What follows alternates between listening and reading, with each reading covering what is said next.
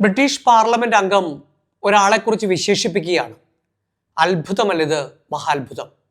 മറ്റാരെക്കുറിച്ചുമല്ല. ഇന്നലെ അഹമ്മദാബാദിൽ നിന്നും ലണ്ടനിലേക്ക് പുറപ്പെട്ട വിമാനം 30 സെക്കൻഡുകൾക്കുള്ളിൽ തകർന്നടിയുമ്പോൾ 242 യാത്രക്കാരും പൈലറ്റും ക്രൂവും എല്ലാം ഉൾപ്പെടുന്ന സംഘത്തിൽ നിന്നും ഒരാൾ മാത്രം രക്ഷപ്പെടുന്നു. ആ അത്ഭുതത്തിന്റെ പേരാണ് വിശ്വാസ് കുമാർ രമേശ്.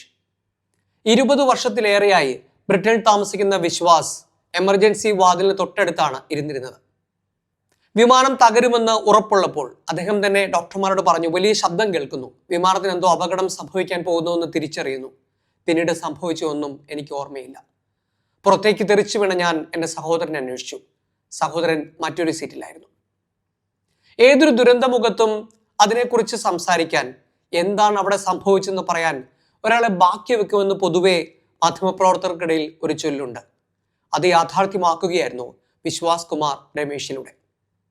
242 പേരും മരിച്ചു എന്ന് പറയുന്നിടത്തു നിന്നാണ് ഉയർത്തെഴുന്നേൽക്കുന്നത് പോലെ വിശ്വാസ് കുമാർ മാധ്യമങ്ങൾക്ക് മുന്നിലെത്തിയത്.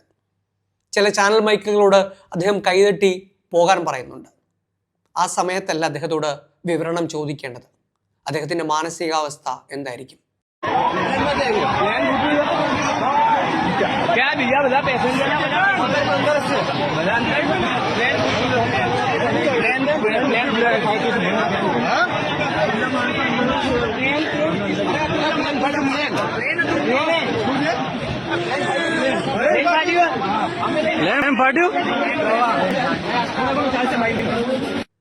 ഇനിയുള്ള അദ്ദേഹത്തിന്റെ ജീവിതകാലത്ത് മുഴുവൻ അദ്ദേഹത്തെ ഹോണ്ട് ചെയ്യാൻ പോകുന്നതും ഈ വിമാനയാത്ര തന്നെയാകും. അതിനെ പോസിറ്റീവായും നെഗറ്റീവായും നമുക്ക് എടുക്കാം. 242 യാത്രക്കാരിൽ താൻ മാത്രം രക്ഷപ്പെട്ടു എന്ന് പറയുമ്പോൾ അദ്ദേഹത്തിന് അത്ഭുതത്തെക്കാൾ ഉപരി ഒരു സങ്കടം വന്നേക്കാം. കാരണം തന്നോടൊപ്പം യാത്ര ചെയ്ത മറ്റ് 241 പേരും കൊല്ലപ്പെട്ടുവല്ലോ എന്നൊരു സങ്കടം അദ്ദേഹത്തിന്റെ മനസ്സിലുണ്ടാകാം. ഇന്ന് അദ്ദേഹത്തിന്റെ ഉയർത്തെഴുന്നേൽപ്പിനൊപ്പം ലോകം മുഴുവൻ ഒരുമിച്ച് നിൽക്കുകയാണ്. കാരണം അത്രയും വലിയ ദുരന്തത്തിന്റെ അവശേഷിപ്പായി, ആ ദുരന്തത്തിന്റെ ഓർമ്മയായി, ആ ദുരന്തത്തിന്റെ നീക്കിവെക്കലായി, ഭാവിയായി വിശ്വാസ് കുമാർ രമേശ് എന്ന വ്യക്തി നിലകൊള്ളുകയാണ്.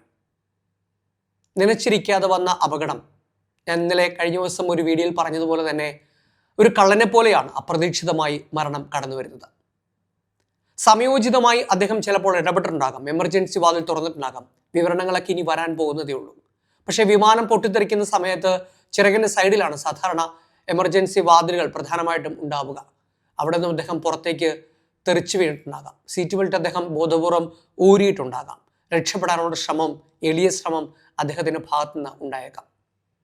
നിസ്സാര പരിക്കുകളോടെയാണ് അദ്ദേഹം നടന്നാണ് ആ ദുരന്ത ഭൂമിയിൽ നിന്നും ആശുപത്രിയിലേക്ക് പോയത്. നമ്മളെല്ലാം ആ ദൃശ്യങ്ങളിൽ കണ്ടു. എപ്പോഴും നമ്മൾ ചിന്തിക്കും, എന്തിനാണ് എന്നെ മാത്രം, ചില അപകടങ്ങൾ കഴിയുമ്പോൾ എന്തിനാണ് എന്നെ മാത്രം ബാക്കി വെച്ചതെന്ന് ചിലർ വിളിച്ചു പറയുന്നുണ്ട്. എന്നെയും കൂടെ കൊണ്ടുപോകാമായിരുന്നില്ല എന്ന്.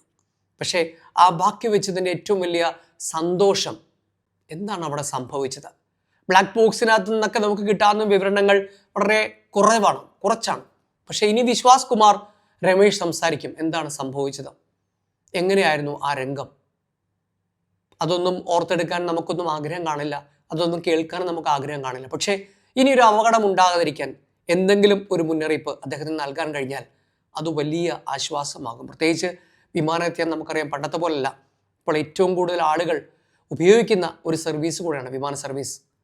പല ആൾക്കാർക്കും ഭയമേറിയിട്ടുണ്ടാകാം, പല ആളുകളും ഇനി എയർ ഇന്ത്യയിൽ കയറാൻ മടിക്കുന്നുണ്ടാകാം. പക്ഷേ അതൊന്നുമല്ലായിരിക്കാം വിശ്വാസ് കുമാർ രമേശ് പറഞ്ഞു വെക്കാൻ ആഗ്രഹിക്കുന്നത്.